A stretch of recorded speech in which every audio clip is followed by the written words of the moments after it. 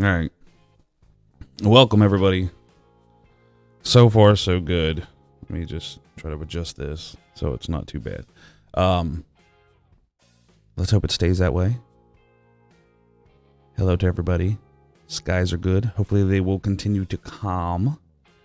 If they do, we're in for a pretty good night. So keep your fingers crossed. I'm making some grilled chicken sandwiches right now, which is why I'm absent in the chat. But I'll be joining very shortly. So keep your eyes out. Make sure to timestamp anything and let me know when I get back so I can pop them on screen if anything happens. All right, back at it.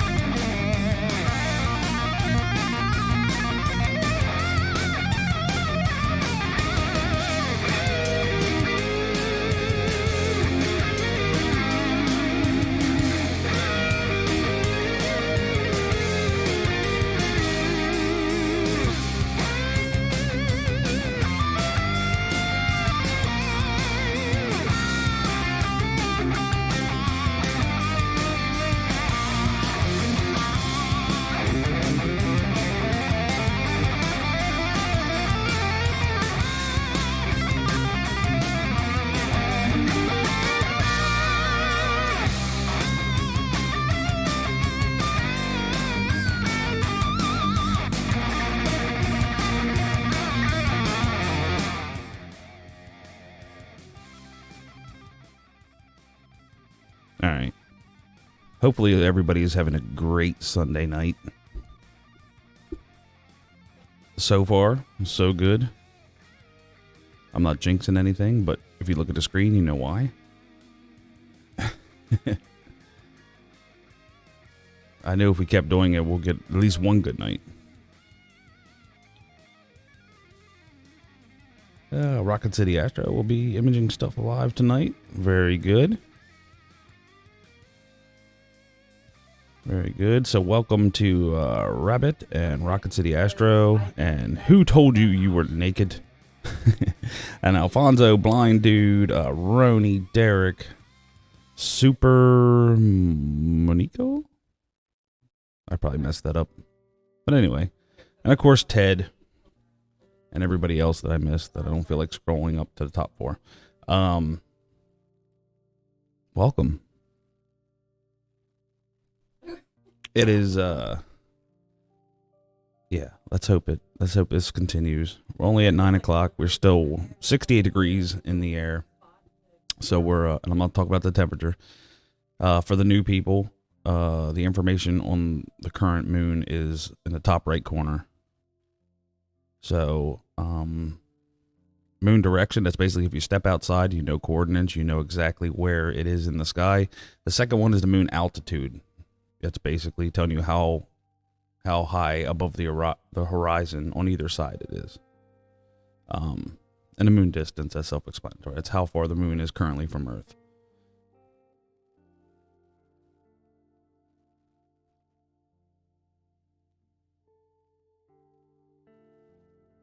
But wow, it is the atmosphere is calming. So let's hope it stays this way. And maybe we'll kick up the we'll open up the Skype, start chit-chatting with a few peeps. Let me see what I can do. In the meantime, keep your eyes peeled. Real quick, if you see anything, satellites, aliens, whatever, you want to go towards you want to say what zone it is in, which is on screen now. Just imagine 6 equal boxes, and you want to use the clock that's on screen in the top center. Hours, minutes, and seconds. That way people can go back and actually look at it and clarify. And if it's something good, it'll get its own video. If it's something like a satellite or something like that, we'll put the timestamps on there, and then that way when people look at this video tomorrow, they can go back and check it out and see what they think. So, yeah. Let's continue. I'm going to jump on Skype and see who I can find, and we'll go from there.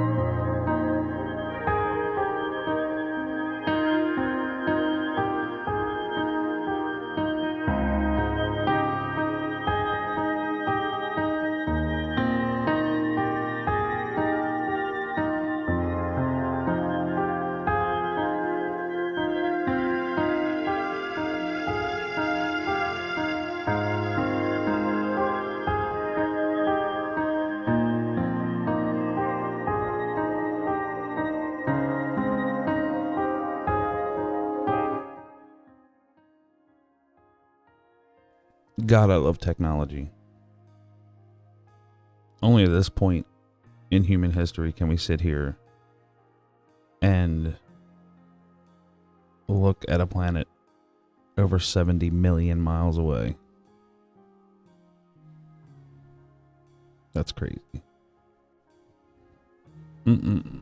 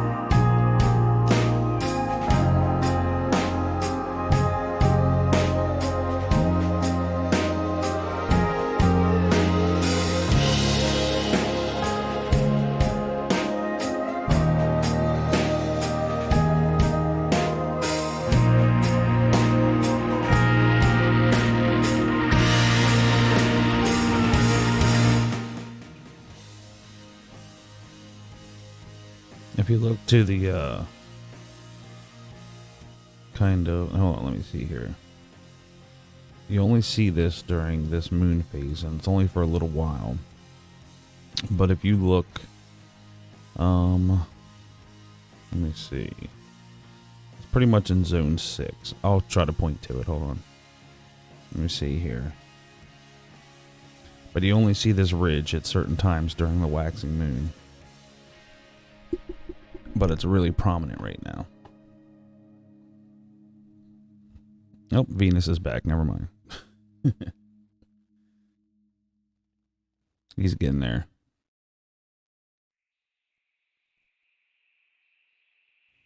You're right, Rocket, but it's definitely not a poor man's hobby. It is very, like, astronomy is a very expensive hobby.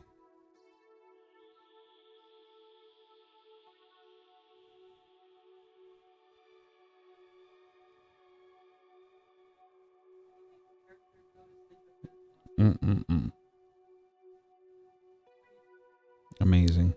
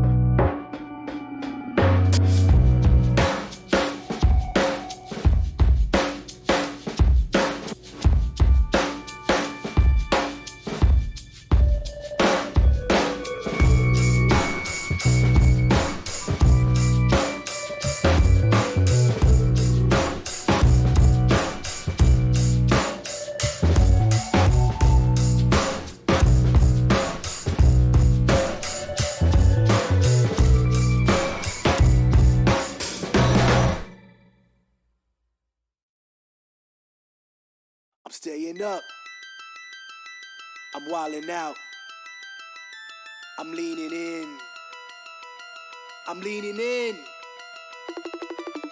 Pushing off my sneakers to the ground. I do not jump, I move the earth down. Bear witness to the genius of my sound. Born at the bottom, but now I'm top down. Look, I'ma call it swagger. I slip through time zones like a cloak and dagger. Mad rubies on my chain. You can see your name bubbling, blood vein. Your girl's in my A because she's sipping on my champagne. That's right, 6 figures in my back pocket. And that's right, 1 million in my safe deposit.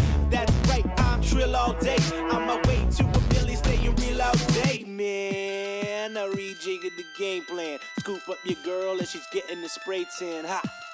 And it was easy as that. Just a few lines of game and we out through the back. I got a black whip, take it to the streets. In the summer heat, the bass turned up. Leggy blonde on this hot beat. Can't touch me like I make ghosts. You wanna try me, come to my coast. I'm an east side boy and this boy don't play. I leave mad jaws drop with nothing to say. And I'm a mad rich kid but nothing to pay.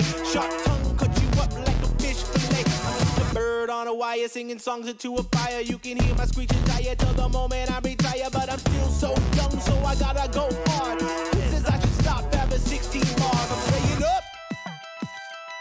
I'm wildin' out. I'm leaning in. I'm leaning in.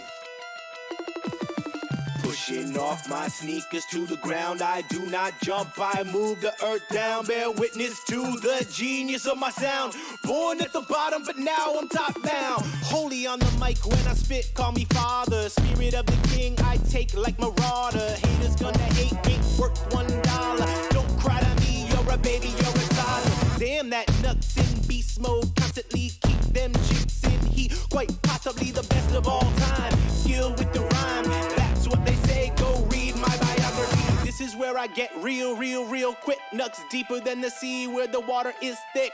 Darkness falls, but I will rise. Follow in my wake or avert your eyes. History is told by those who win wars. Don't sleep on nuts or fall through trapdoor. Speaking from an endless mind to explore. Bullets start flying, better drop to the floor. I'm staying up. I'm wildin' out. I'm leaning in. I'm leaning in. Pushing off my sneakers to the ground. I do not jump, I move the earth down. Bear witness to the genius of my sound. Born at the bottom, but now I'm top down.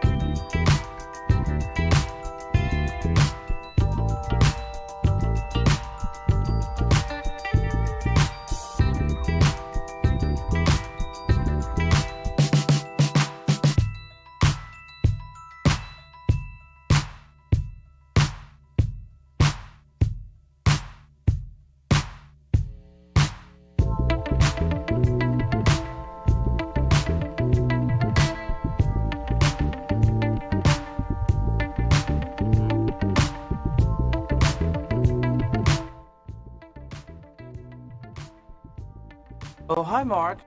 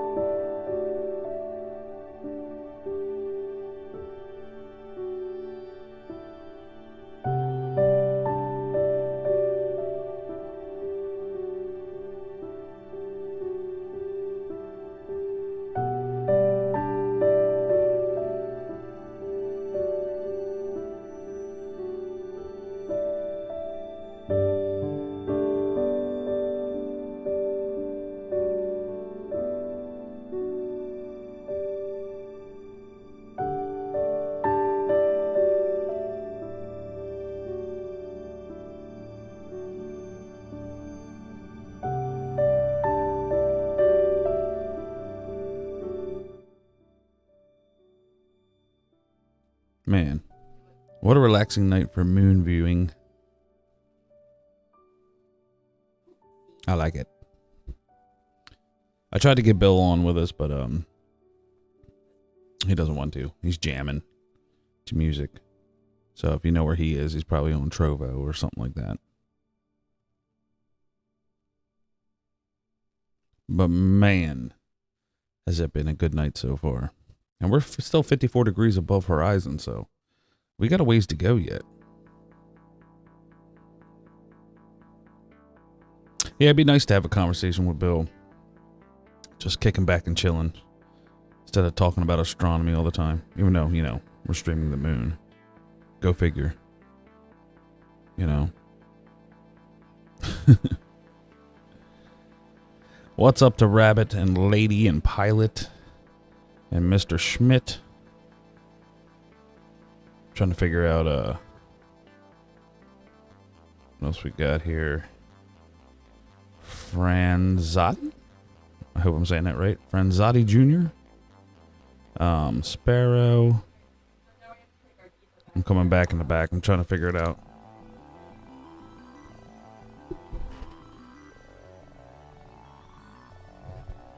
I don't know what that noise is. Hold on, let me try to figure that out real quick. There we go.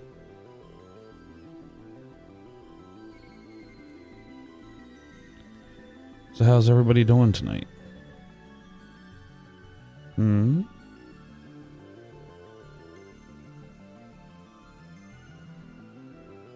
Anybody have any topics? Anybody want to join me on Skype?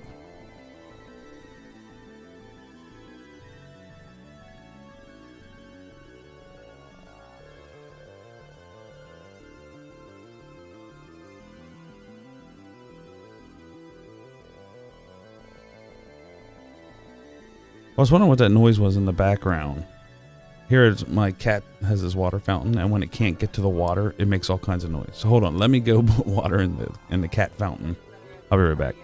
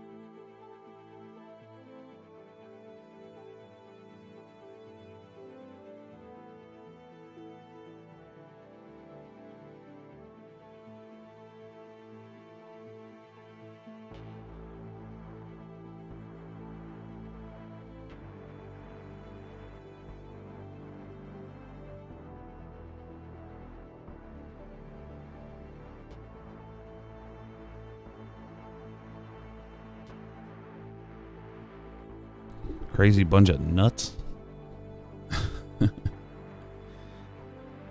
Yeah. Yeah, it's like this little like water fountain for cats. And when the pump can't get water, because we have one cat, of course he's an orange cat, that just is a total skits. So he likes to grab the whole fountain and drag it around and it spills all the water in the meantime. And then there's not enough water to go through the pump, so the thing starts making noise. What a jerk. Anywho, back to where we were. How is everybody?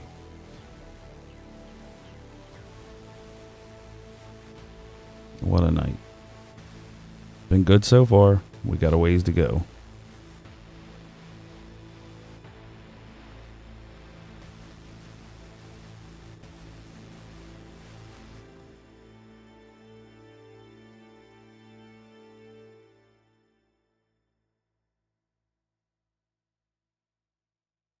David, Skype is probably one of the easiest things to put on your computer. It literally pretty much installs itself. Granted, it updates like every other day. But yeah, it's pretty much a self-install. Unless you're using like a Apple computer, then maybe it's not. But I know with Windows, it's seamless.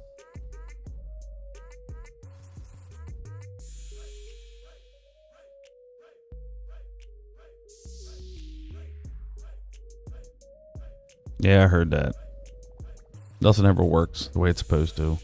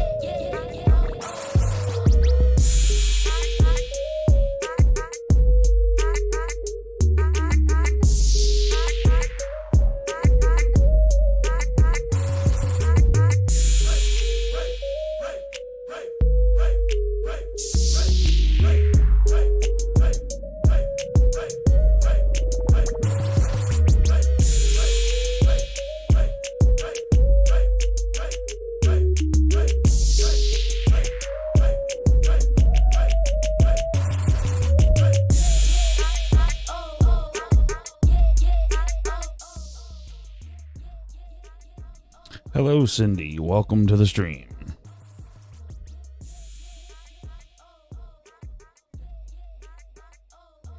Man, look at that. Really good viewing tonight.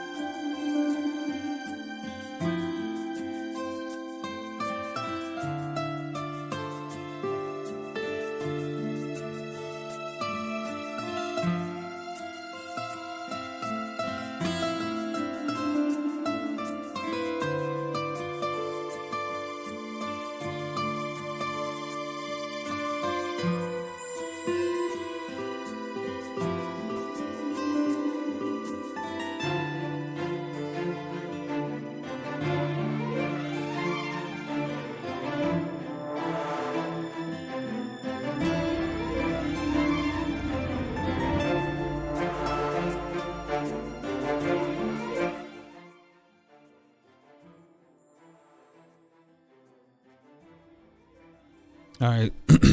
So how do you guys think the new audio setup sounds? I think it sounds absolutely fantastic, especially in my monitor, my headphones. It sounds really good. It sounds like the basses are bassy, the highs are there, the mids are, well, mid. I'm really liking the preamp and the onboard effects too, because, you know, that's me. I like effects. Well, Lady V, here's the thing. If I keep, like, I don't know what to ramble about. Like, I'm watching the moon. It's a lot easier when somebody's on here with you. You know what I mean?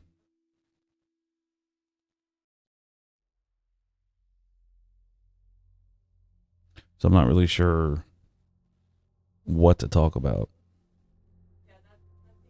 It should sound clear. It's preamped. It's a condenser microphone. Yeah. I am super happy with it because I got to start doing voiceover work. So that's coming soon. So, yeah. So this is going to work absolutely great. It's just so smooth. And I can also do crazy stuff like... Carol Ann, come to the light, Carol Ann. And there's no delay for the effects. It's like immediate. So it's a very fast processor inside of it. I like it.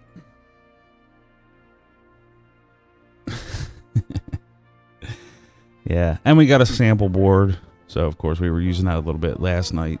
Because you know me, it's all about dick and fart jokes. So, of course, we had a lot of fart jokes going on. So...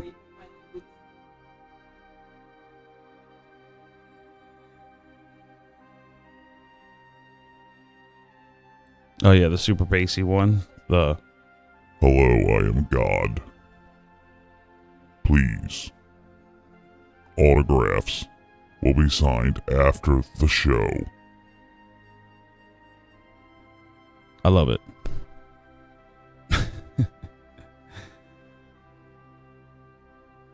Yeah, that's going to come in handy. There's all kinds of effects, too. Yep. Yeah, me and Mark were getting a little loopy last night because we were both tired. If you want to laugh, listen to like the last hour of that show. My Lord.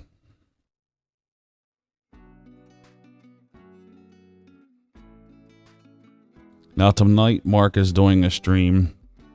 He'll be all Mr. Serious, Mr. Educator. But just know when we have Mark on this side of things, we get him to open up a little bit. So, yeah. See, I really can't go on Mark's stream anymore because it's like he wants to keep it, you know, a certain way. And I get that. That's totally fine. It's a little too serious, if you will. But, you know, he has goals and he has, you know, he does a lot of, he's trying to make it into a business. So I totally get that.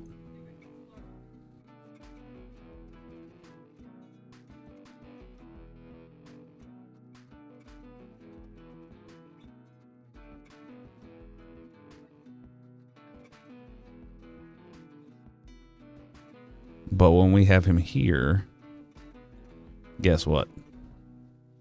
Not so serious. And that's the point. Like, we still try to watch our P's and Q's every once in a while, but if you leave, you know, some curse words slip and all that, it's no big deal. Not for us, anyway. But he wants to keep it clean on that channel, and, you know, good for him. It'll help him, you know, advance where his stuff is played more in the educational sector of things. So,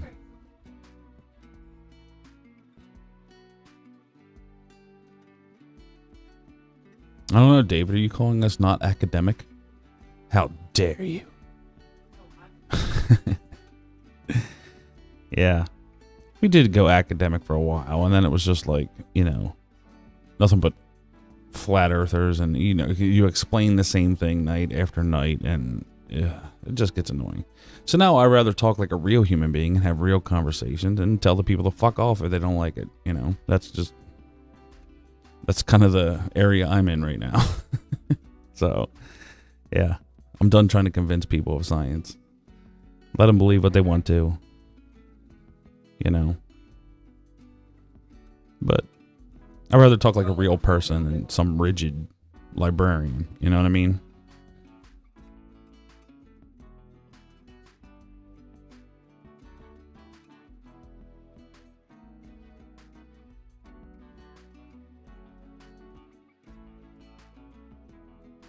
Well, think about it. How many of us in our daily lives don't curse? You know, just a normal conversation. Like, I get it. Some people don't. I mean, that's fine. It's more old school.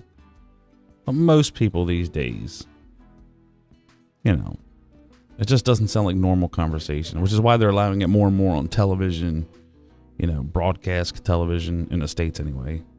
They've been doing it in the UK for years already. That you don't have to protect people from language, you know. It's just, it's silly. It's very silly. So, here we are. Streaming the fuck out of the moon. No, I just threw that in there for nothing. But, yeah. Just, yeah, talk like a human. Nobody should have to watch their P's and Q's for just having a conversation just because it's, you know, AKA public, you know, because it's on a stream or something. I don't know. Maybe it's just me. And don't get me wrong, I'm not some right wing, you know. It says in the Constitution. Yeah, I don't care about any of that. I'm just saying, to talk like a normal person. It makes it sound like a real conversation. And the biggest thing that I wanted to make sure that we didn't do when we came back is start, like, you know, driving things down your throat, you know. So like, not everything has to be educational. Like, I don't want to sit there and be correcting people all the time, and because most of the time they already have their minds made up and they don't listen anyway. So what can you do? So now we just get to hang out and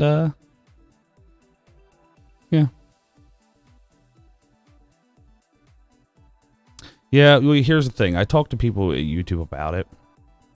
They don't mind cursing either, as long as it's not every other word. And they said, they even gave me a hack to get around their own system. They said, hey, as long as you don't like use heavy language in the first 5 minutes of a stream, you'll be good, because that's what the algorithm checks. You know, it checks like 5 minutes at the beginning and then 5 minutes at the end. And they have a count that allows, you know. So as long as you're not just going crazy with it, and we don't, but, you know, because of our subscriber count, we do have a YouTube representative that I can get in contact with pretty much anytime I need to. And they explain a lot of things for me, or if we have a problem with a false copyright or whatever. Because I try to do things as legit as I could on here with the music, you know. But then, like, before we got into a thing where these people would upload their music to use, where you didn't need to mention them, you know, you didn't need to credit them or anything. It was basically free. Like, here, I'm giving this to YouTube. You can use it for free. Well, then 2 years after they uploaded that music, they decided, well, I'm going to go back and make you attribute it to us. And if we didn't have it attributed, they would copyright the stream. So I went to the YouTube. I was like, hey, that can't be done. Not when you have, you know, I've used that music on 50 streams because it was non-attribution. And now all of a sudden he changed his mind. So YouTube changed the way they did things, and now they're having them sign lifetime contracts when they upload music so for it to remain the same. Like, they can't come back later and do it. And they dismissed all of our copyright things, and everything's good now. But yeah, it's just crazy. And now, look, we had to stream, was it 4 times in the last 2 days just to get back into the algorithm where alerts were going out, you know, to actual subscribers and stuff. It's crazy. So, but here we are. You all found us. So sometimes you just got to check and see if we're streaming, because you won't get the notification. but you know, they prioritize a lot of stuff here. So we're just kind of in our own little corner of astronomy YouTube doing our thing. I feel bad for the people just starting up, because just starting up, you're not recommended to anybody. You know, like the SMA Skies and you know, the guy that was in here before, was it Rocket or somebody like that? That's hard to start getting planting a foot in the door of streaming, but you know, that's kind of what we do. It's kind of what we did anyway, because we were pretty much the biggest there for a while, and we just started mentioning other channels, you know, to get them subscribers. I think we started right about the same time Take Back Space did. Chris over at Take Back Space. I think he's still going. I haven't seen him for a while, but I think he's still doing stuff. And of course Mark, you know. So as long as we stay in our own little corner and kind of promote each other, I think we're good. And then we also will have the big events, as long as it's being mentioned on the news. We do have big events like the eclipses and stuff like that, which we do have another eclipse this year, which should be fine. So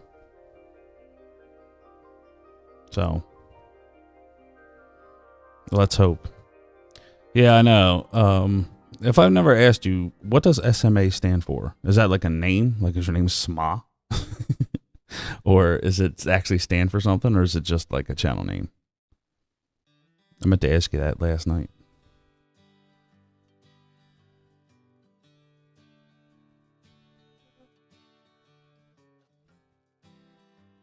Oh, that's another thing. Speaking of, that's what we got to do. We are making the jump to Streamlabs. So I'm thinking beginning of July, we start streaming YouTube, Trovo, Facebook, TikTok, and I believe we might get permission from Twitter, but I'm not sure yet. So we'll be on all those at the same time. So if you have a preferred social media site, if it's one of those, cool. You can watch it pretty much anywhere. Okay, it's an old... Okay. It was just a typo that stuck. Gotcha. So, I'm not sure what your plans are for YouTube, SMA, but I will tell you that if you want to start gaining a serious following, you might want to rethink that. The name anyway. You can still keep yourself as like, you know, SMA Sky, but maybe the channel name just needs to change. You know what I mean? Because you're in Florida, right? Didn't you say you were up, you know, north of Tampa or something like that? Yeah, Rumble's a good one. I know there's views going on there.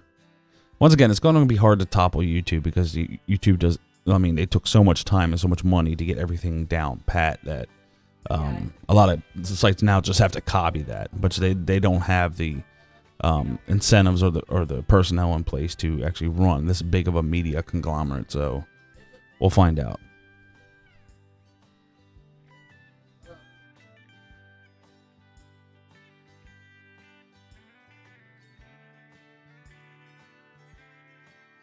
But Rumble's going to get it just the same as YouTube did. It doesn't matter. Like, sites become big, and then all of a sudden and it all starts with the record companies. They're going to go in there, and they're going to say, oh, you're playing my music, or this and that. And the next thing you know, the record companies are going to attack Rumble, and then Rumble's going to say, oh, sorry, blah, blah, blah. And now we're going to have to put things in place and get copyright detection, and they're just going to copy YouTube. That's what I'm saying. YouTube has had to be hand in hand with the record companies, you know, for the last 10 years because they had to figure something out because there's no way they could control what their users were. That's why they came up with a whole AI that detects all that kind of stuff. So, yeah.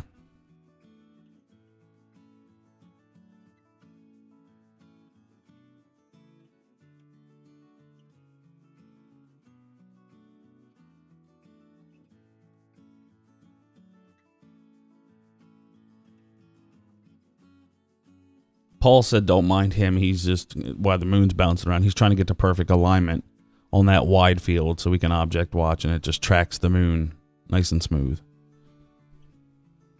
So, That's why if you see the moon bouncing around.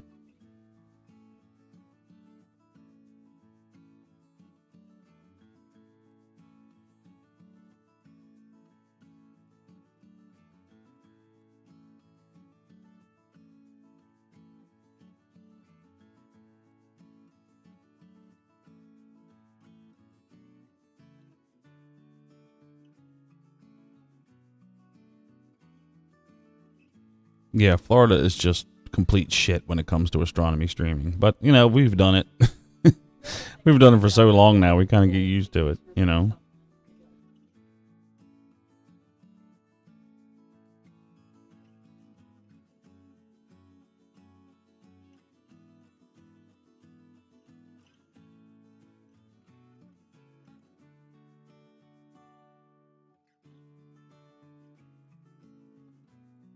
I am not sure what you mean, David, but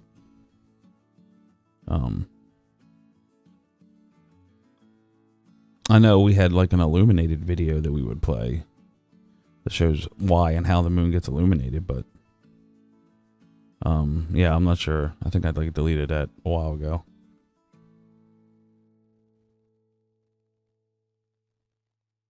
Yeah, but here's the thing, guys. When it comes to ads, you have to remember, you're on YouTube for free.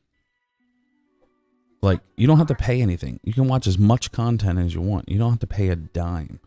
So ads are the way that YouTube pays for all this.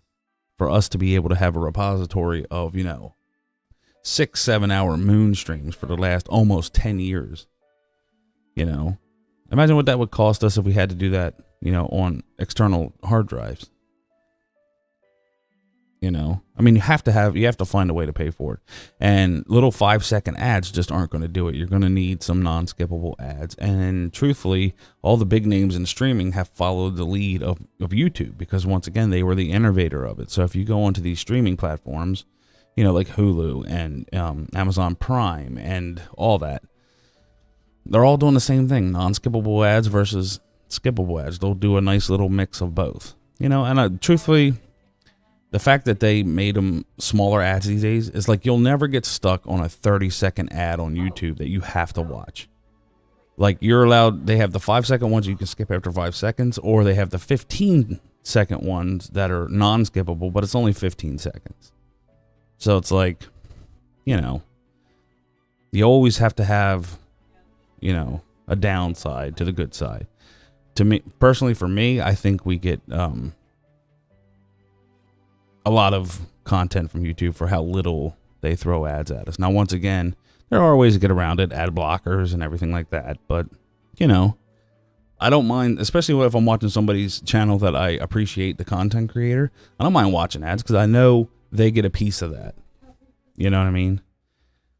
They get a piece of it that helps them because I want them to make money so they can keep creating because I like what they do. So, I don't know. That's just kind of how I look at it.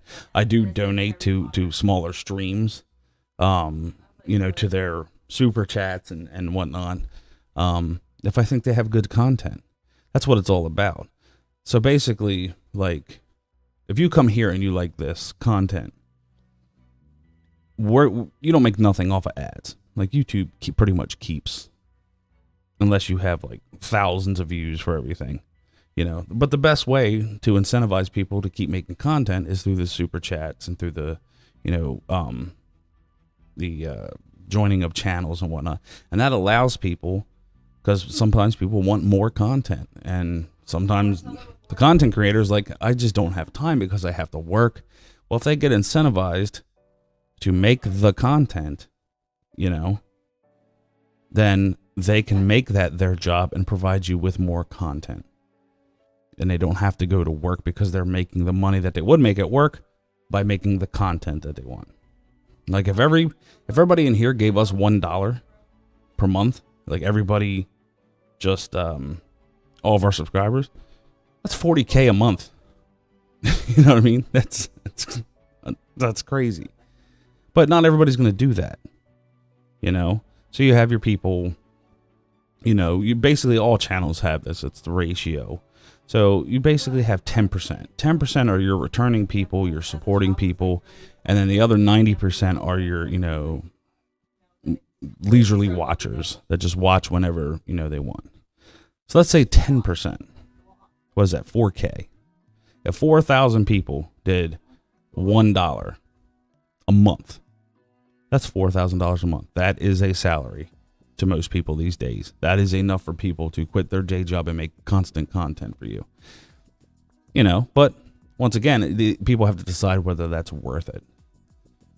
And that's where you have the beauty of content creation, So it's like, what can you do?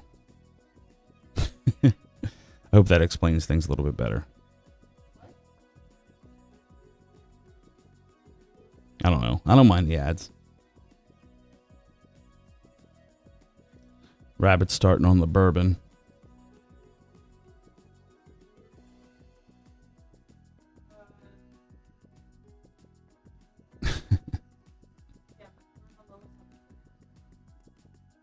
Yeah.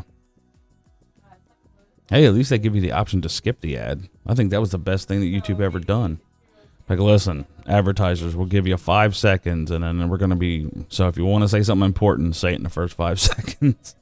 Because we're going to let our guys skip it because they don't want to lose viewers because they're sitting around waiting for ads all the time. David, it might be buffering for you, but it sure as hell ain't buffering for me. We are green across the board. We're pumping, 6 megabytes per second. Output, 1080p,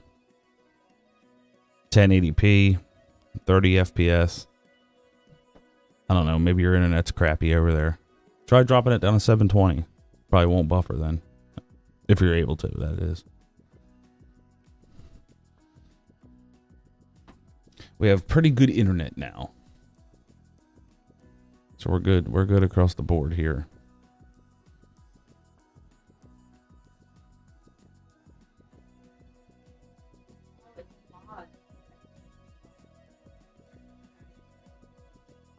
Yeah, I mean, if you are a content creator and people like your stuff, it is definitely possible, especially with, as I said, the memberships and the super chats and stuff.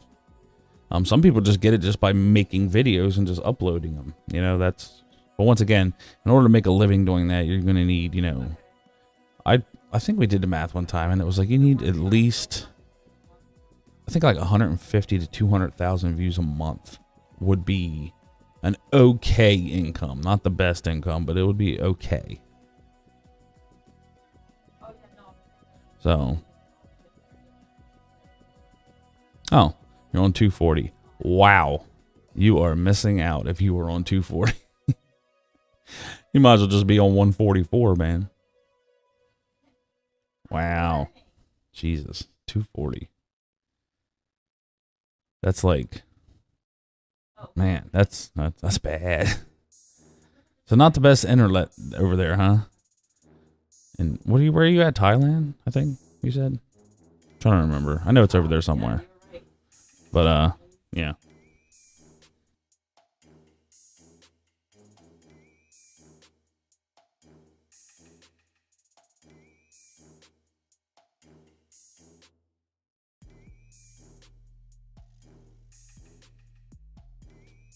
You might as well just get yourself Starlink. You probably have better internet.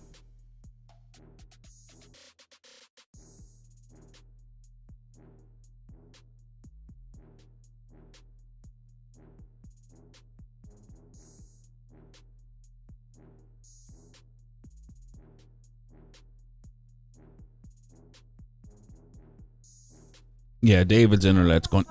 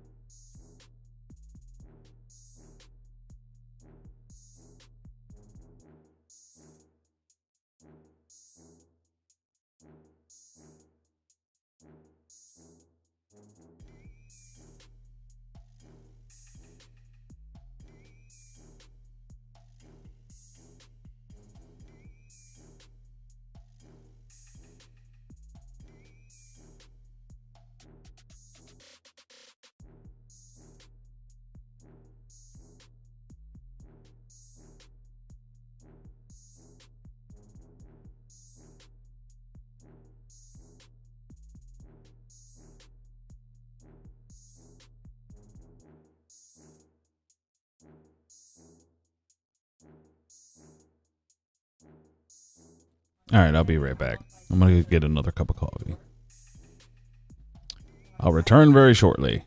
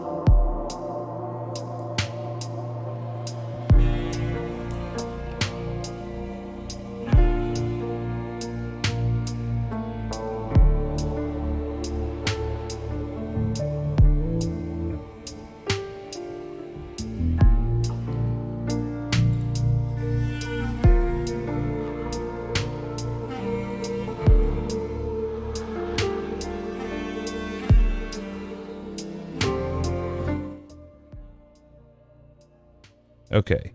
This is the ridge I was talking about earlier. That's only visible during a certain time. Let me make sure it's pointing to the right spot. During this certain phase of the waxing crescent moon. It's just a ridge that appears, and you probably won't even see it tomorrow night. But it runs right through there. It's a, just appears during the waxing crescent, that predominant anyway.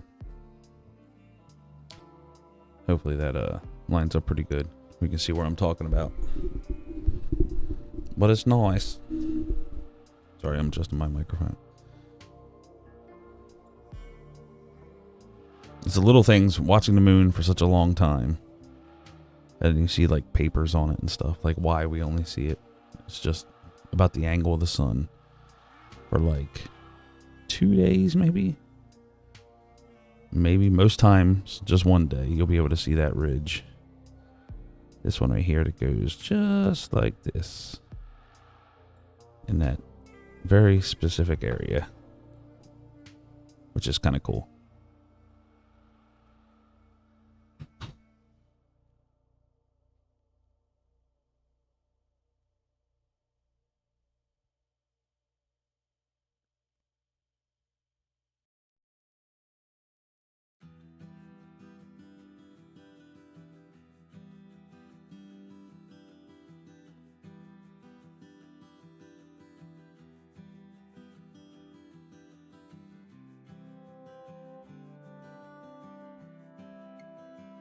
And then, of course, we do have Clavius starting to show itself. It'll be really nice tomorrow night. It'll be fully lit. That'll be fun. And then we'll start getting into the illumination of a lot of the Apollo sites as well. So. And we also can't forget about... probably about 5 or 6 days from now, Aristarchus will start showing its face, which is my favorite area of the moon. Just because it looks like somebody cut it out with a cookie cutter and placed it on the moon. But yeah, Aristarchus is one of my favorite areas. It's so unique. And on good nights like this, if Aristarchus was available tonight, Paul can really zoom in on it, and actually you can see the crater walls, you know, the ejecta around the crater rim. It's really quite amazing.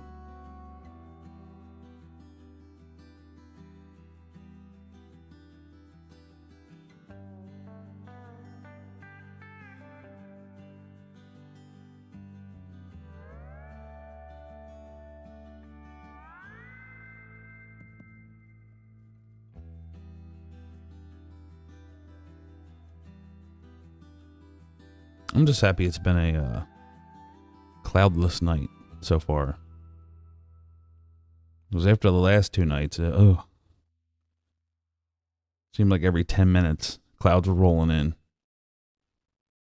Tonight it's just nice and calm. Skies are clear.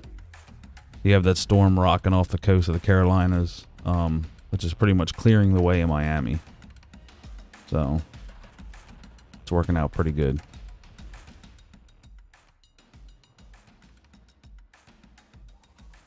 So I knew we would at least get one in. One cloudless stream in.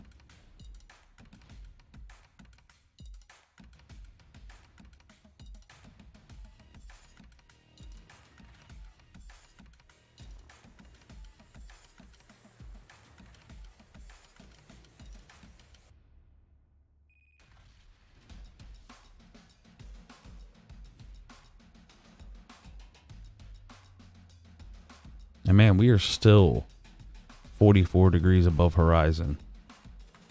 So, not too shabby.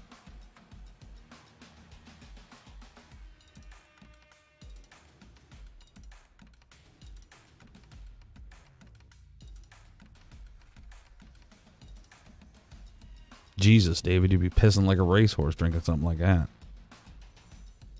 I want one.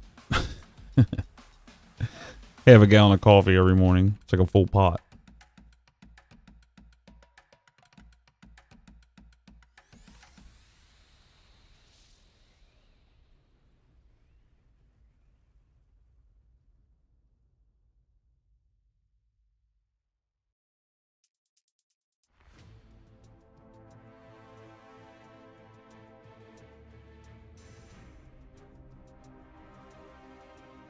You know, truthfully, I have never been a Starbucks, a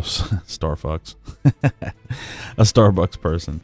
I've always been a Dunkin' person, hands down. If it comes between the two of them, I don't know. I just the idea of like going up somewhere and ordering like a maca frappa bullshit. It's just it's like, no, just give me a coffee, like coffee. And I'm a big Arabica fan. I don't really like Colombian all that much, but yeah.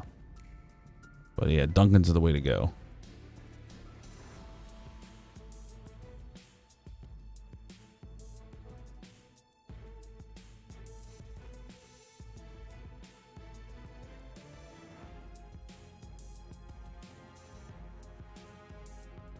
What is up, Proficient? Welcome.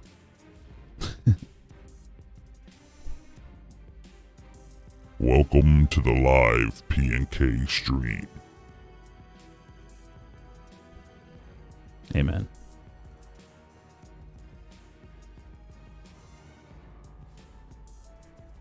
Yeah, it's getting there too. I mean, we're approaching midnight. But the reason why we're doing this tonight is because everybody pretty much has off tomorrow, so. And Sunday nights is usually a good crowd night. For some reason, when we stream, Sunday nights is a really good crowd night, and Wednesdays are like our biggest nights for people and eyes. Fridays are horrible. Saturdays are, give or take. But Sundays have always been good, and Wednesdays have always been good.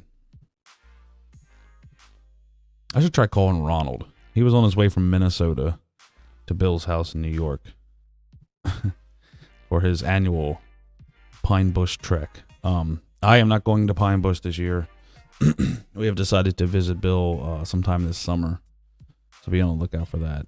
We might stream from his house a little bit. So, yeah, that'll be nice.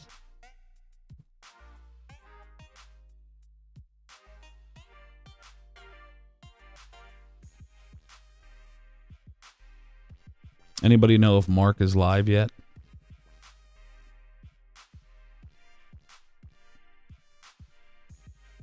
He probably is.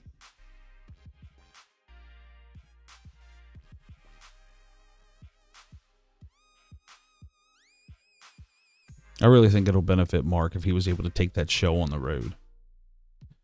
Like, imagine him driving around the country doing talks, and then, like, after the talks, being able to, like, gather everybody and actually do a live Sky Tour from wherever he's doing the talk.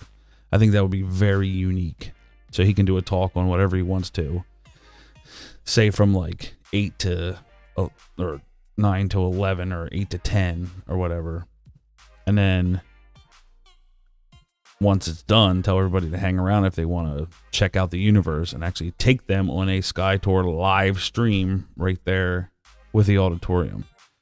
I think that would be totally, groundbreaking.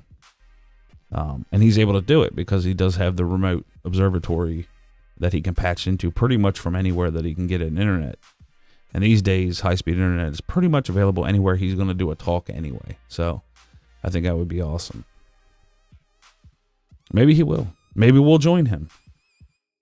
Maybe I'll hit the lottery and become rich and not have to slave away every day and just go do astronomy everywhere. That'd be awesome.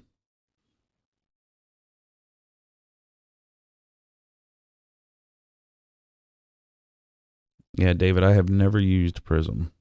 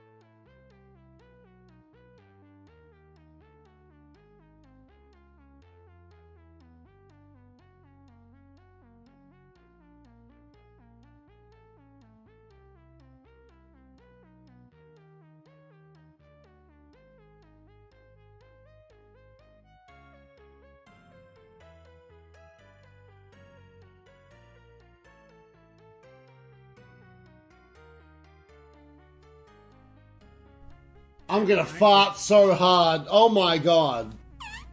Nailed it. I love this sampler.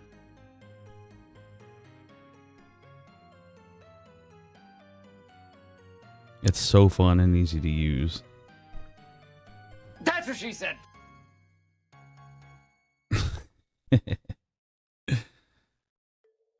I don't even know. Can you guys hear the sampler?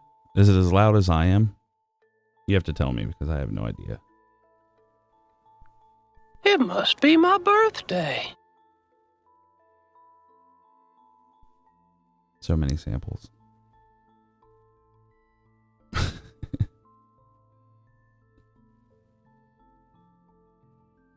I wish I would have had this last night because we were talking about how we think we like got a good moon view and then clouds will come and it's gone. And we were talking about that South Park. So it's like, oh yeah, we got a good moon view and the clouds come in. And it's gone. And it's gone. It's louder than me. Okay. So you can hear it anyway. So let's see. I can actually tune that back down.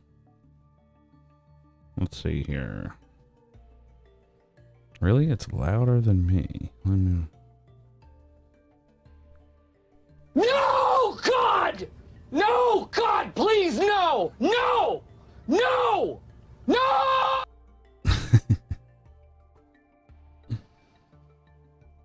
Amen. Do you think that smoking drugs is cool? Do you think that doing alcohol is cool? Yeah, just wait. We're going to have a lot more. And it's going to be fun to mess with Mark when he's on here with me. With the soundboards.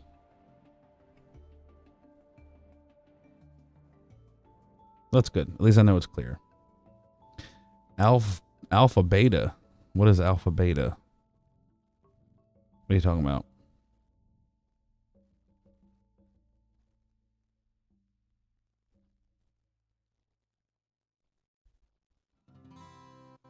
You know what? When Mark starts telling a long story, this is what I'm going to play. Why are you the way that you are? Honestly, every time I try to do something fun or exciting, you make it not that way.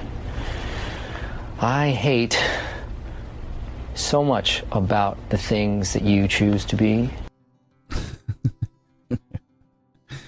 He says, what's your rig that is showing the image? Oh, yeah. Sorry, I didn't put it on screen. Usually we have the telescope that's being used in the bottom left corner. There you go. The cameras are custom made. Paul gets them custom made. They are one of a kind.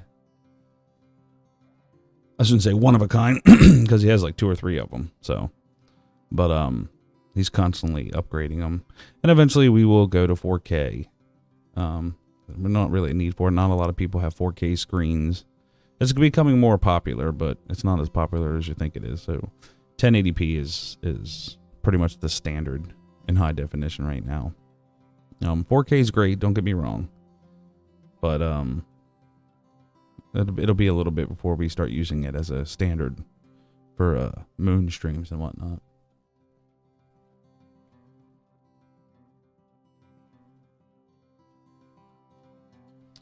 Yeah, if you want to, all you got to do is, depending on what you're watching on, I do recommend people watch like on actual computer screens or even your home television if you have YouTube.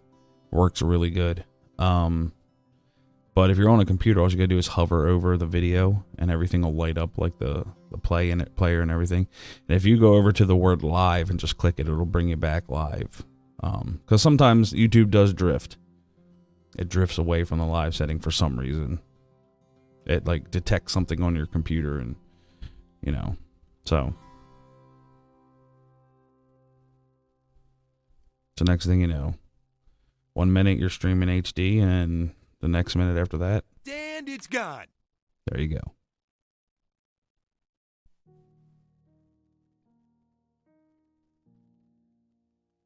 Oh, I have a lot of sound clips to get and sample, David.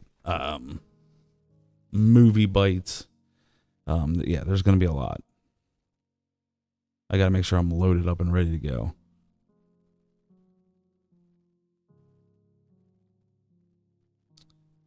I know if you click off the video and then come back on, but yeah, sometimes it does like down res. If your internet is shit, it'll down res you automatically. Because once again, YouTube is made to read what like your internet speed and stuff like that. So it tries to give you the best viewing experience without buffering. So it'll automatically down res you if your internet is just shit. So, but thanks, Brian. Glad to have you here. Hopefully the sun is enjoying the moon. We did show Venus and Mars earlier. They were a little low in the sky, so they weren't coming through as clear.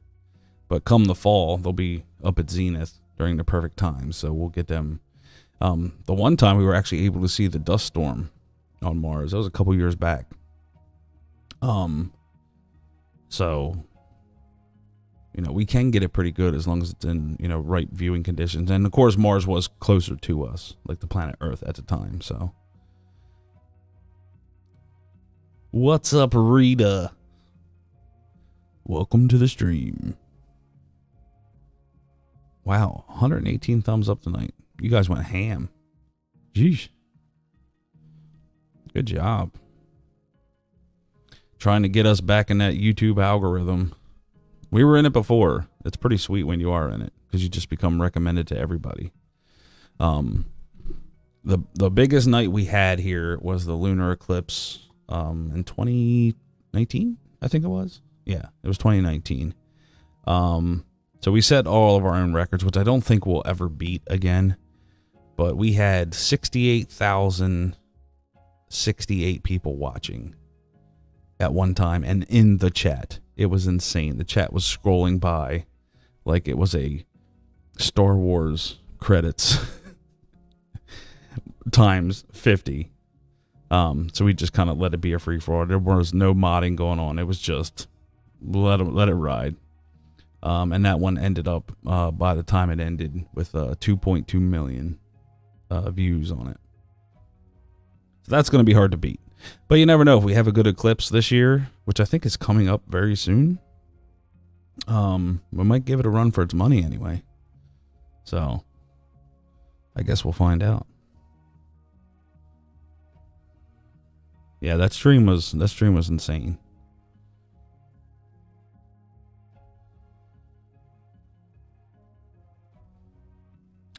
Actually, I should look up when the eclipse is. I know it's coming soon. I know it's this year. I'm pretty sure it's this year. And it is in the Northeast, most of the East Coast of the United States. It is a solar eclipse. So, yeah, I don't know. I thought it was in the springtime, but I could be wrong. It might be in November. Yeah, this is a solar eclipse, not a lunar eclipse. This is an actual solar eclipse. And a good one. Like a full covered solar eclipse. Let me see here. Let me see if I can find it. Hold on 1 second.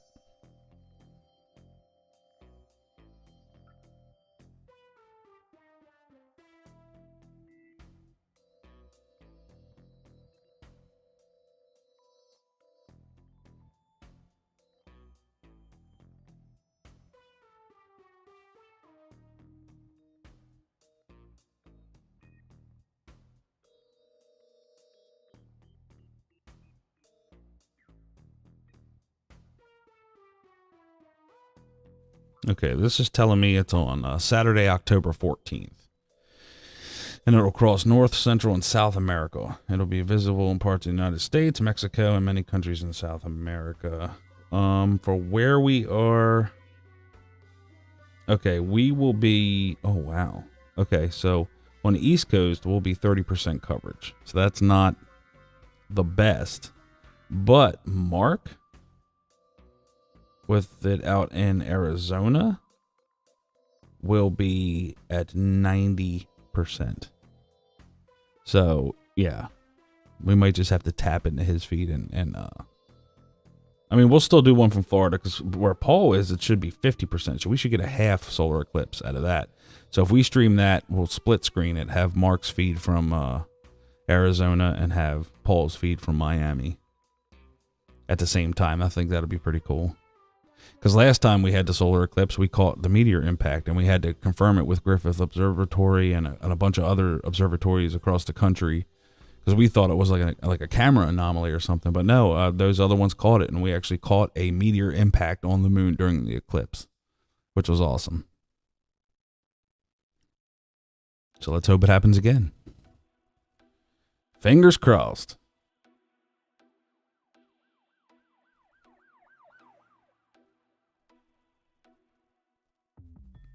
But man, it almost just looks like a picture tonight, doesn't it? The moon. Like, it's like all waviness disappeared.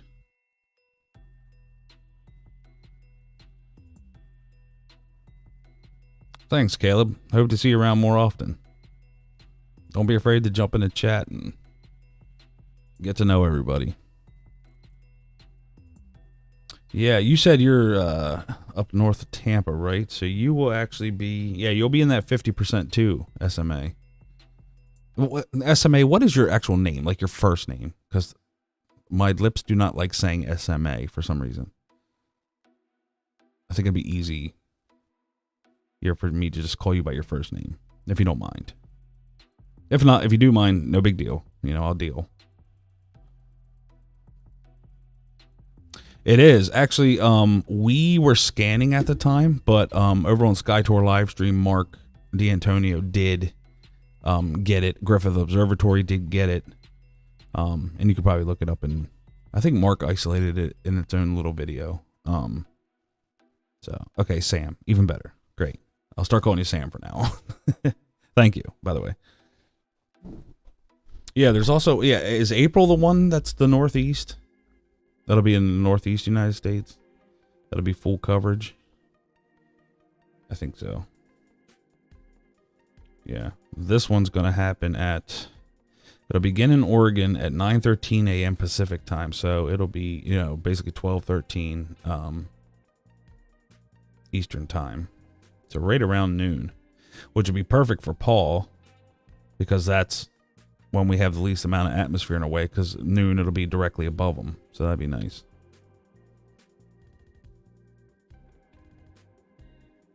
Let's see here. Well, and South America is really going to get into the mix too.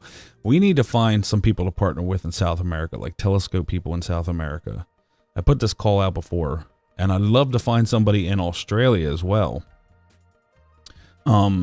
So we can see a different sky every once in a while. Somebody we can partner with, and they can simulcast our stream whenever we do these down in Australia. And then when we have big events going on in Australia, like how cool would it be to sit here right now and be looking at the moon from Miami, Florida, and then in a window next to it, looking at the like daytime moon coming up, or the sun or whatever in Australia, because we always wanted to get like a worldwide network to always have the moon under surveillance. And don't get me wrong, at any point during the day around the Earth, the moon is always under surveillance by amateur astronomers. But we wanted to get people together to actually stream it, so there's a constant feed. You know what I mean? And we started that a couple years back. We did, myself and Bill and Mark started Astro Imaging Live. But one thing with it is that we couldn't get our live links to work on the website, because we wanted you to be able to go on there and where you could watch all three streams at once. So like say during an eclipse or something like that, like me and Paul would be doing the moon, Mark would be doing, deep sky stuff, and Bill of course does meteor showers and all that other stuff. So if we had events happening on the same night, which does happen sometimes, where you have meteor showers and the moon and stuff like that, then you can watch all three right there on your screen. And I don't know, it just never came to fruition. And then finally we were like, forget about it. We just continued to do our thing on YouTube. And then once we started doing this, like there was people before us, like streaming the moon before us. One was The biggest one I remember, I think it was Dark Skywatcher, I believe. But like he became like a meth head or something, and I don't know what happened to him. Lost his like mind or something like that. And ended up stealing a bunch of people's money for stuff. I don't know. I don't know the whole story. It might not even be true. So take it with a grain of salt. But he was doing it. He was okay at it. You know, he wasn't bad. But we got into this just looking for UFOs. That's how we started. And we're still doing it to this day, as you can tell. We're sitting here on the wide field watching for stuff to pass the moon. It just so happens that Paul's really good at it. And, he knows the optics. He gets the custom-built cameras to optimize, our 9.25 scope gives you better visuals than most people running around with 14-inch telescopes. Easily. And everybody's always like, how do you do it? And it's like, it's all about the camera. It's all about optics. It's all about diffraction limit. You have to push that to the edge. If you start pushing past the diffraction limit, then you're going to have people saying there's clouds on the moon or there's stuff moving on the surface, which is asinine because even at our closest zoom, if we push it right to the diffraction limit, right to the Dawes limit of what we're capable of, we are still 15 to 16,000 miles away from the moon's surface. So if somebody's telling you they're seeing something moving on the surface of the moon or seeing little lights flying around, no, they're not. Number one, if they are, it's not on the moon. It's well away from it, closer to Earth. Number two, you just can't resolve that. And I said this last night, and I got to drive this point home. When me and Mark did the math, you would need a 30 meters. What's that? 3 feet in a meter. So a 90-foot mirrored optical telescope to resolve the entire Apollo landing site to 2 pixels. You wouldn't even be able to tell what it was. It would just be colors. Like, you're not seeing anything on the surface of the moon, including, even if there was clouds, you would never see them because you were just too far away. It doesn't work like that. Then people say, well, why don't we just point the Hubble telescope at the moon? Because the Hubble telescope was not meant to view the moon. The Hubble telescope is a deep field telescope. It's meant to collect light in buckets. You point it at the moon, there's way too much light, it just floods it. So, I don't know. Little education for you. But hey, there's people on YouTube that need to make money. So, they'll tell you anything. And we're not going to mention any names, third phase, but, some people will bullshit until they make it. Now, I will say the third phase has been better about it, but they have been caught many times faking stuff. Secure team caught many times. It's just the dude in Canada. Just, I don't even want to go into that, but our whole goal was, if we're going to catch something, we're going to do it scientifically. That's why we have the information on the screen of where the moon is, its altitude, where we're watching from, the time. We have all that stuff on the screen because if we do see something, we need to be able to confirm it with other astronomers. Because we're not the only ones watching right now. Some people just watch it and record it and don't actually stream it. So if we go to somebody and say, hey, we caught this at this time, and guess what? If, say, an astronomer in France was watching at the same time we were, and they saw the same thing, that tells us that it was actually by the moon. If they didn't see it, that means it was closer to Earth. But you need to realize, too, that anything you see that's going to be crossing in front of the moon is going to be illuminated. You're not going to see anything you see cross the moon right now and it's dark and it's black. That's close to Earth because it's not receiving any sunlight. If it's near the moon, it'll be lit up, shiny, white. But it also will have to be freaking huge for us to even see it. Not saying it's impossible, just saying it's not as frequent as a lot of these channels are purporting. Because when you come out with videos every day saying there's stuff on the moon, kind of gets it called into question. You know what I mean? Like, really? So you're seeing all this stuff on the moon, yet no other astronomer is able to confirm your findings. Or no other astronomer did confirm your findings, so all of a sudden they're fake and they're government agents, and it's amazing, really. Some people are doing it for sensationalism, other people are doing it for science. We rather do it to the science side, because if we do see something and we can confirm it, that's pretty big news. You know, we have people to go to. And we do have plans in place. We do have contingency plans in place. We do have stuff like that happen. Like what the first steps would be, where the footage goes, who it goes to for confirmation. And you have to. You know. But let's hope. Let's hope it happens one day. Let's hope something comes zooming in, stops, and just makes a 90-degree turn and flies on out of there. Then we're able to have a conversation. Then you'll never hear from us again, because the men in black will be knocking at our door. Doubtful.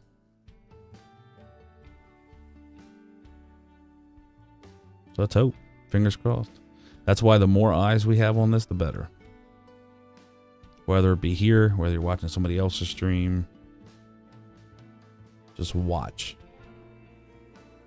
Because we don't want to miss it if it does happen. You know what I mean? What say you? You think we're going to catch something? Eventually? Because the math is in our favor. The more and more we stream, the math doesn't lie.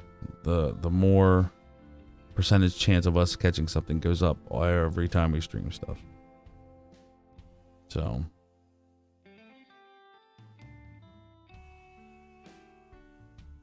yeah.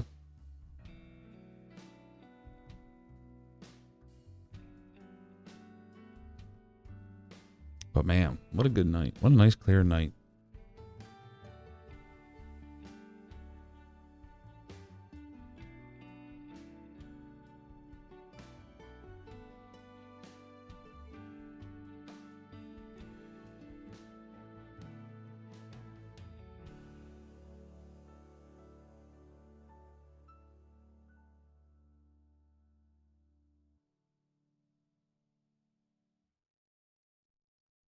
I know the stream can't be that good for Mark because the moon's still up. So I'm not sure how good of pictures he's getting. I mean, I know he does have really good equipment. He's still going to get some really amazing shots, but I know the moon will probably play with the imaging a little bit since it's still up. Anybody know how his stream's going? Is he cloudy or anything, or is he crystal clear? He should be crystal clear. Hopefully. I'm not able to check since we're live.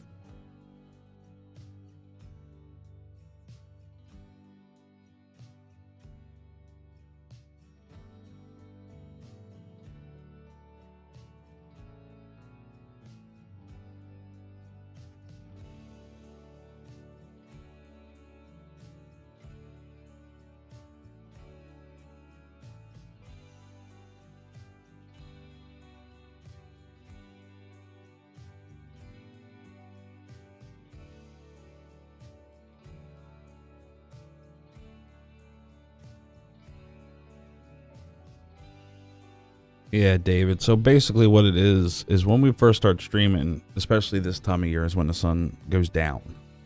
The daytime heating just makes the atmosphere just squiggly and active. You know, it's kind of like the heat, you know, on a road surface on a hot summer day. But when the sun goes down, the air starts cooling, the ground starts cooling, less heat is coming up from the ground. So it actually clears the atmosphere. So if you go back and look at the beginning of the stream, which is now over 3 hours ago, wow. It was very squiggly. But as the night has went on, it has calmed, and now it is beautiful. And I'm not sure what the temperature is in Miami right now, but yeah, it looks like a picture right now. I mean, the only way you can really tell is the bottom corners near the Terminator line. You can see them wiggle every now and then. But above Florida, it just has, jet stream and yeah. As I said, if you had to scale a place to do astronomy, like Florida would be the last place you would want to do it. But it also has an advantage of when there's enough moisture in the atmosphere, it almost works as a magnifying glass. And you have them perfect nights where just zooming in is creme de la creme. So, yeah, you're definitely probably getting heat off the roof. I don't know. I mean, the sun's been down for a couple hours now. It doesn't take much. As soon as you get like down around 80 degrees or so, it calms pretty good. But once again, you got to watch the jet stream and where the humidity is. Just so happens it's not so humid in Miami tonight. But I'm not sure what it is in Tampa. But yes, cold air is always way better for astronomy and looking through a telescope. Less moving air molecules. So that's why most observatories are on mountaintops or cliff sides or, unless they're a radio telescope. Radio telescopes you can pretty much put wherever you want to. But optical telescopes, you ever notice they're on cliffs or mountains? That's why. It takes them above a lot of the ground-based atmospherics. They still have to deal with the sky atmospherics, but ground-based atmospherics from like heating roadways and, cities and stuff like that, it won't interfere.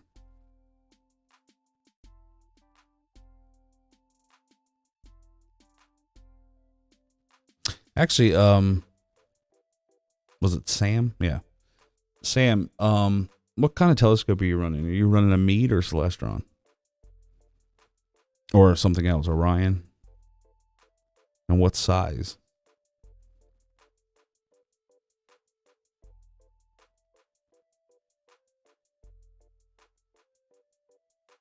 Okay, so 4SC, which is great because that's one of the scopes that I tell people that is a great beginner scope. The 4SE or the 5SE. Do you have a tracking mount? Or are you old school knobs?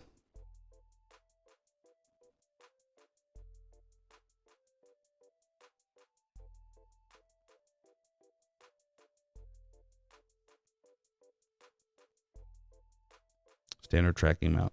Okay. I have a friend who has a channel called Astronomy Live.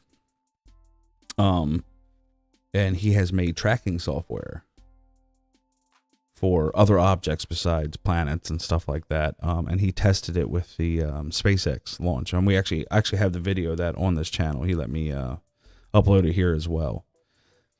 He has the code for Meade telescopes to actually install it onto Meade telescopes, a complete tracking thing. I think he was working on a Celestron version of that, but I'm not sure if it's done yet. Okay, so Scott. Perfect. So he's down there doing his thing, and it's amazing. What he was able to do tracking the rocket boosters from launch to landing, and the tracking software worked really, really well. So it would have been great to add to that, but I'm not sure if he got the Celestron version of it done yet or not.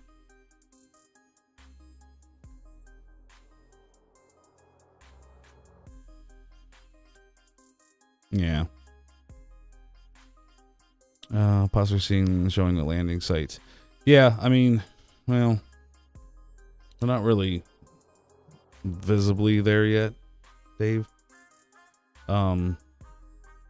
There are a couple landing sites visible right now, but then I have to go into mapping, and then I have to get Paul to turn the moon, so it's at the correct orientation. and we're at midnight. And if I gotta be honest, I just don't feel like it. But if you guys want to, you can look it up online. You can see where the Apollo landing sites are, and you can just find them for yourself there. Just the moon's laying on its side right now. In our view, because once again, here at P&K, we are rarely ever in the correct orientation, because we're always just trying to get the most lit side of the moon in frame. So, I mean, we can always tell Paul to put it in the correct orientation, but then we're missing a lot of the moon because we don't have the what you call it, to get the whole moon in one shot. As we put it scientifically, our telescopes are a little too zoomy. So even when we're backed all the way out of them, we can't fit the entire moon in the frame unless we get a wider field telescope. Yeah, if anybody wants a good time, check out the LRO website. You can have fun for hours. You can get lost for hours in there. Just make sure you have a fairly decent computer with a good processor, because, I mean, it is a lot of data. And it does get updated because the LRO is still up there. It's still taking new pictures. But yeah, you can find anything you want on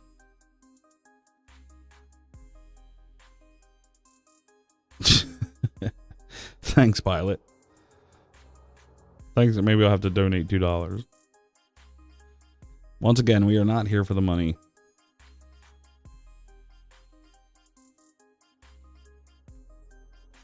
Tips expected, but not, or no, tips accepted, but not expected. Isn't that what they usually say? Yeah. Yeah, no need. As I said, as we always said, your eyes are enough.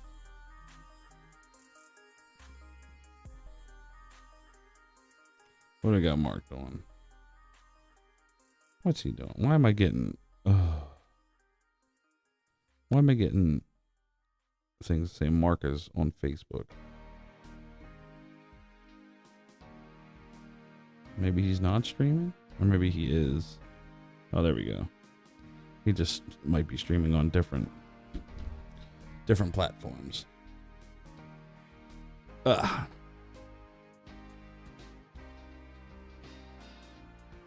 It did take some serious logistics, didn't it?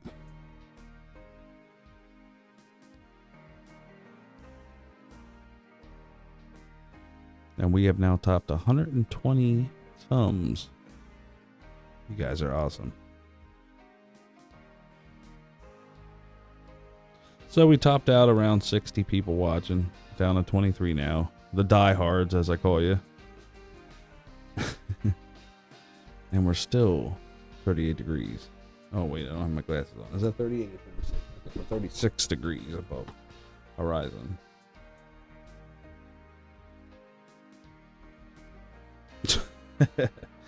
Well, thank you, Brian. Much appreciated. $1.99. That man just bought himself unlimited moon viewing. We thought about doing memberships on this channel to do like private streams for members. That way we can almost take them on a tour of the moon and places that they actually want to see. But we got to pick like certain times, so we got to do like the waxing moon and the waning moon, so we make sure stuff is visible. We don't know yet. We'll see. Yeah, we don't. Either way, you don't have to worry about public stuff. You know, it'd be just for channel members, because you want to give somebody something, you know, for their money. Only can give out so many bumper stickers. I do have more bumper stickers, by the way, if anybody wants one.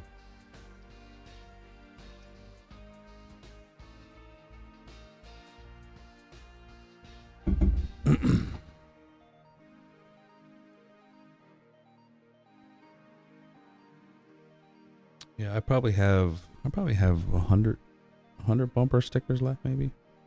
I actually just replaced the one on my truck because it's been on there for 5 years. It was looking bad, so I took that one off the truck and put a new one on. I knew I did send some up to Bill too because he likes to give them out. But yeah, if anybody wants one, yeah, if you want a bumper sticker, just email me at pkspaceimaging@gmail. And just in the body of the email, just give me a mailing address, whether it's a P.O. box or wherever you get your mail. Give me that, and I'll pop them in an envelope and send them off to you, along with a couple promo cards that you can stick around your town. They're these black cards with, basically P&K promo stuff on them. They're very sleek and they look really good. And we usually put them around. When we went out west, we put them at every gas station. Every gas station that we hit, you have like the business card, bulletin boards, or they have a stack where people can put their business cards and stuff. So we were putting them on like gas pumps all the way across the country. But yeah, usually people just take them locally and put them, at their grocery stores or whatever. And we have gotten people from that. I think we actually sent some to you, David, didn't we? Didn't we ever send some over there? I thought we did. Maybe we didn't. I don't know. I know we did send a bunch around the country to Canada and a lot of our subscribers in the West. Okay, good. So yeah, I did send some over there. Did I send you stickers? The bumper stickers? All the way over in Thailand. But yeah, once again, if you want a bumper sticker, it's absolutely free, no charge to you. Just email me at pkspaceimaging@gmail.com and just give me your mailing address, and I'll be sure to send them out.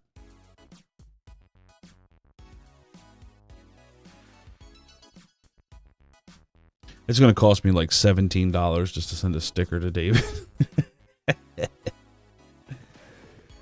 Yeah, drop an email.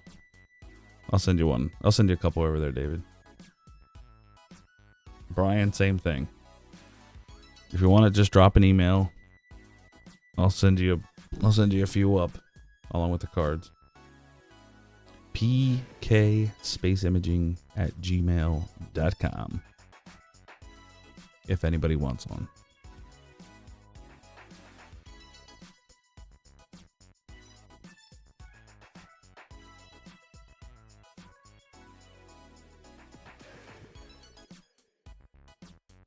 We are jamming. Well, guess what I'm going to do? Since we're still 35 degrees, I am going to run and get another coffee. So I shall return. Enjoy these funky jams in the meantime. I'll be right back.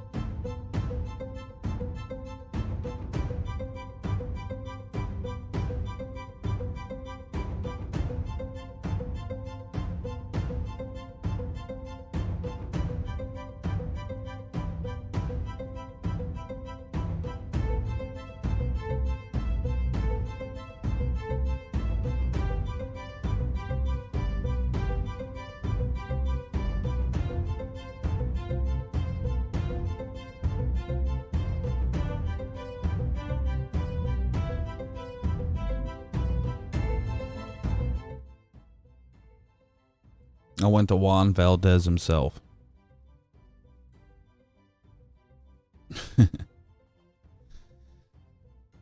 No. Take a good old time. I knew you guys had to stream on lockdown.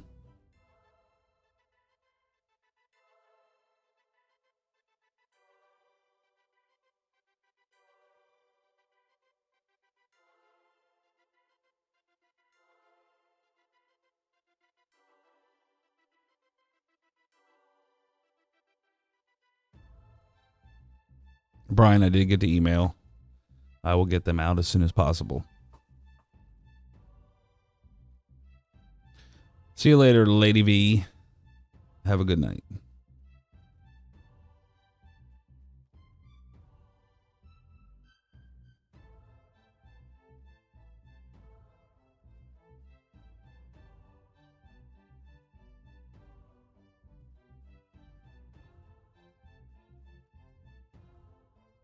Very quiet skies tonight.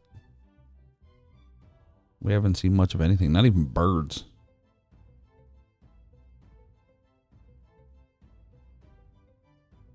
Kind of makes me wonder what the temperature is down there.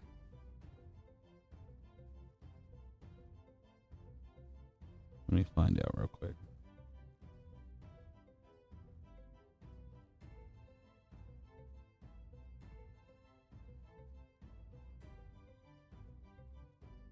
Yeah, I mean, it's 80 degrees in Miami right now. So, not too bad. Supposed to go down in the 70s overnight. Peaking at the low of 74. Around 6 or 7 a.m. Then tomorrow, back up in the upper 80s.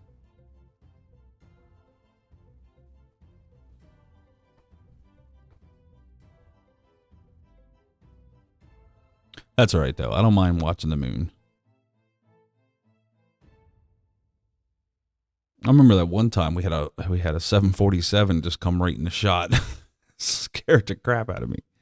So I'm like looking at the screen all close, and all of a sudden this big jet shadow just comes blaring by. I think we actually took a screen grab of that. Used it as a thumbnail.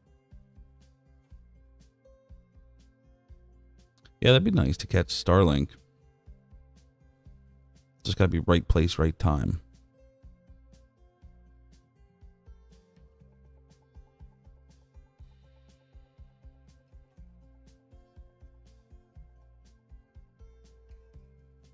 I like to catch the ISS too. That'd be kind of cool. We would see it pretty good too. Can you imagine us using the big scope and seeing the ISS pass? We would get a pretty good shot of that.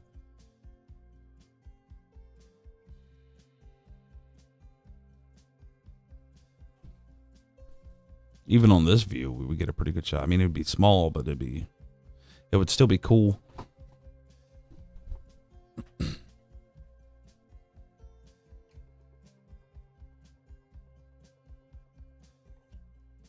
Yeah. I'll tell you what, there's something to be said about them old telescopes. Them long tube refractors. I mean, you'll always get better images from a refractor than you will a reflector. You won't get the aberration that you will with a reflector telescope. If you're doing astrophotography, a refractor is definitely the way to go. But live streaming and stuff like that, we prefer the reflector telescopes.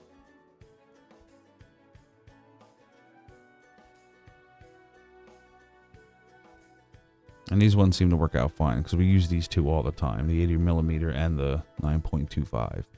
We like the optics of the 9.25 more than we do the 11-inch or the 12-inch scope. And for us, we're preferential to Celestron because we think Celestron has better optics than Meads do. Not by much. You know, the amateur isn't going to be able to tell. But, yeah. For us, we just think that Celestrons have the better optics. The better mirrors. Once again, that can be just, you know, opinion based. But, just we think it looks better.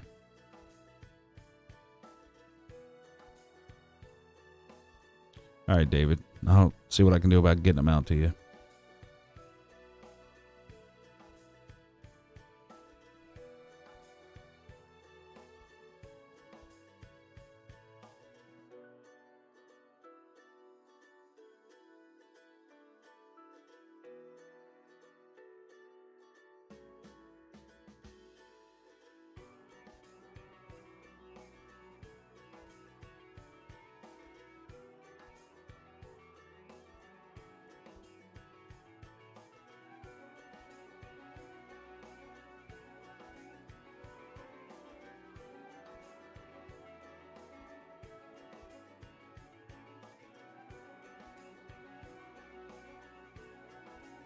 Let's see if we can't play around with some optics a little bit here.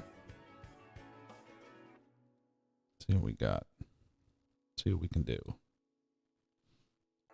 I used to be able to invert, but it doesn't really let me anymore. Let me see. Ooh, that looks cool. Taking the brights way down.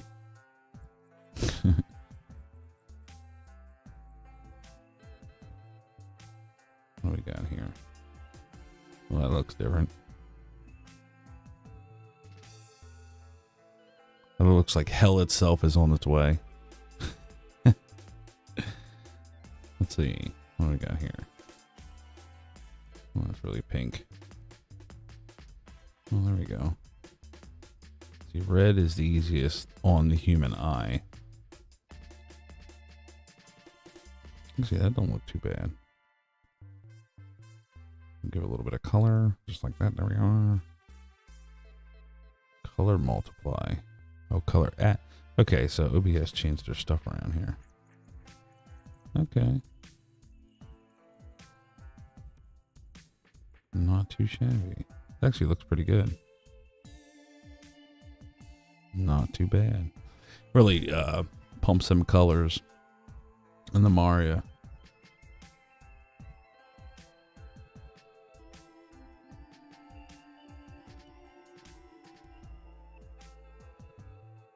See the browns, the purples.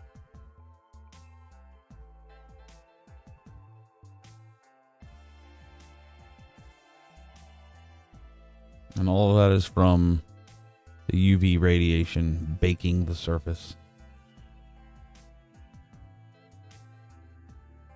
It's kind of cool. I still like it when I was able to invert. But for some reason, it doesn't let me anymore. I'm not sure why.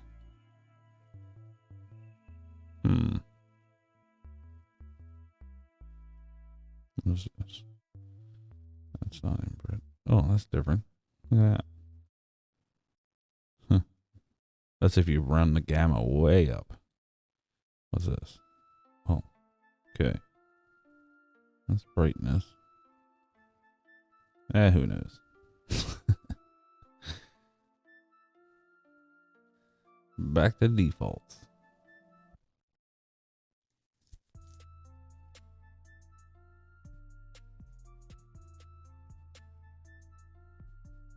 We used to do a thing back in the day where we would do, because we were streaming for like 6-7 hours a night. and we'd have to reset people's eyes. Because after a while, staring at the same thing, you know, your eyes would get tired. So what we would do is we would have them look directly at the screen, and I would change the colors to like something that'll bug your eyes out, which is like blues. And then all of a sudden hit it towards red and just have them stare at the screen at the red moon. I mean, it was red, like Kool-Aid red. And as soon as I brought the color back, like in a snap, I had to bring the color back to its original thing, and everything looked so crisp and clear because the eyes were kind of reset.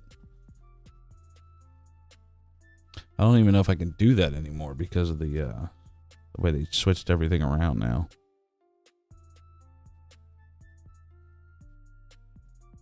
Well, is it just me, or does it still look like it has like a little pink to it? And the funny thing is, it doesn't look like that on Paul's. It's just when we do it. Hold on. Let me just drop some color out of this thing real quick. Because it always looks like it has a pink hue to it. There we go. That's a little better. All right. That's more the moon you're used to seeing.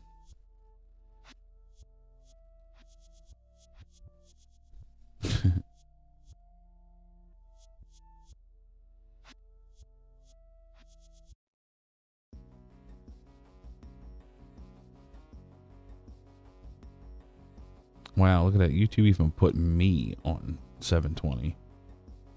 All right, now I'm back up at 1080. And I have like 600 megabytes per second download. So it just goes to show you. YouTube doesn't know its ass from a hole in the ground sometimes.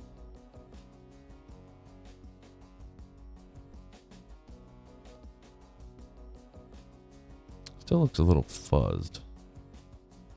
Slightly out of focus. Ever so slightly.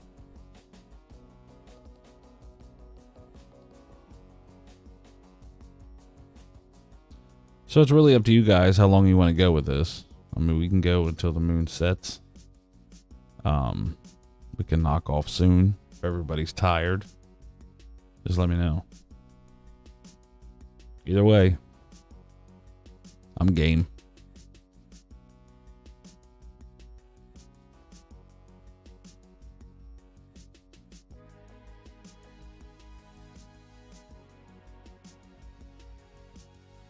By the way, I'm hoping to make a Mr. Pigeon Titties t-shirt for anybody that wants one.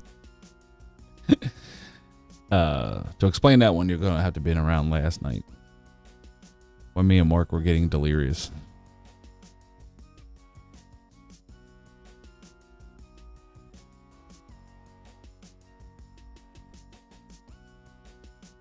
Yeah. That's one thing you don't want to do is take apart your or you want to send it to professionals, because usually when you start taking that stuff apart, you know, you want a clean room, because even the smallest amount of dust can just totally mess everything up.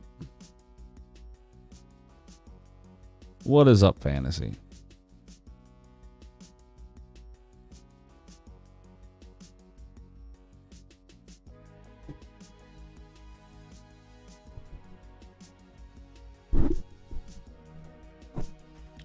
Trying to put my glasses back on with headphones on. Not working out too well.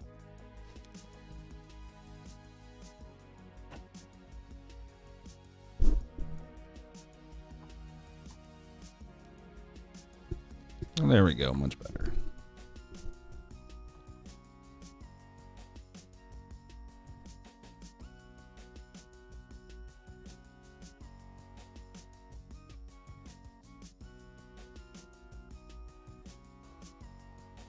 No, I haven't worked for WWE for a couple years.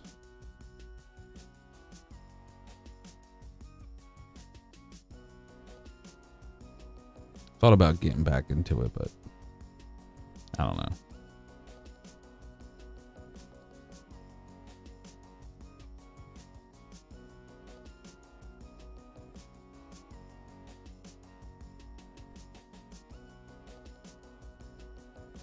Let me see what time Paul wants to end it.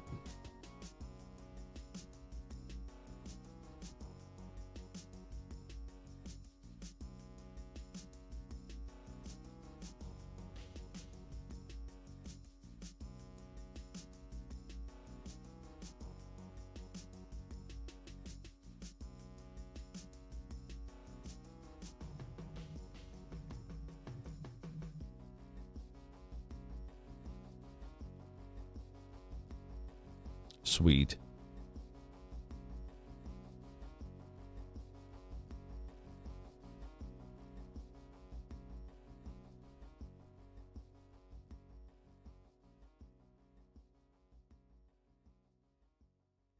There you go. I think Mark is actually checking out the supernova tonight as well.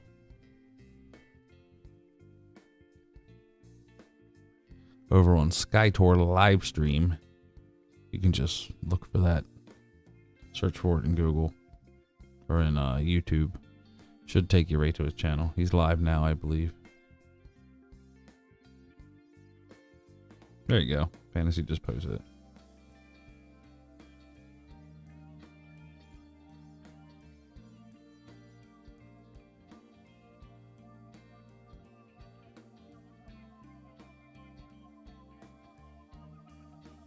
All right, so I think what we're going to do is we're going to wrap it up for the night. There is a possibility we will be doing a solar stream. If we do, it'll be sometime between 10 a.m. and 2 p.m. Because we kind of like to be live for when it's noon, so when the sun's straight up. A lot of sunspots going on, a lot of plasma discharge. So yeah, a lot of stuff going on in the sun right now. So there's a good chance we might do a solar stream tomorrow. Be on the lookout for that. Yeah, besides that, we'll just we'll wrap it up for tonight. And hopefully see everybody back here tomorrow. Possibly a moon stream tomorrow night. Not sure yet. Once again, it's all going to depend on the weather. So, yeah. So I hope everybody has a good night. And we will see you tomorrow. Thanks, guys.